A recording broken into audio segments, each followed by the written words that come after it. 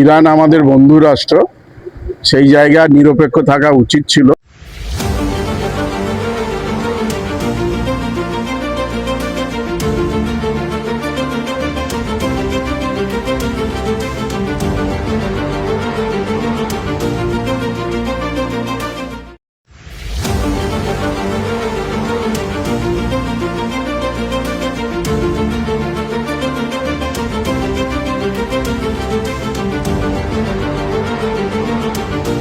আমরা ধর্মে বিশ্বাস করি, আর যে যার ধর্ম সে তার পালন করবে, এটাই আমাদের সংবিধান, এটাই আমাদের স্বাধীনতা।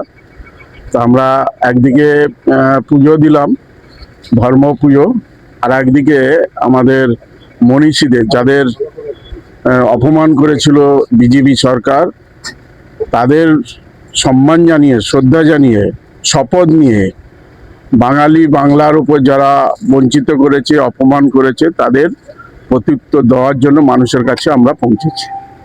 ওদের বিদেশ নীতি খুব ভুল। ইরান আমাদের বন্ধু রাষ্ট্র, সেই জায়গায় নিরপেক্ষ থাকা উচিত ছিল। তাহলে হরমুজ প্রণালী দিয়ে যে আমাদের গ্যাসের এগুলো দাঁড়িয়ে রয়েছে, সেগুলো আমাদের চলে আসতে পারত।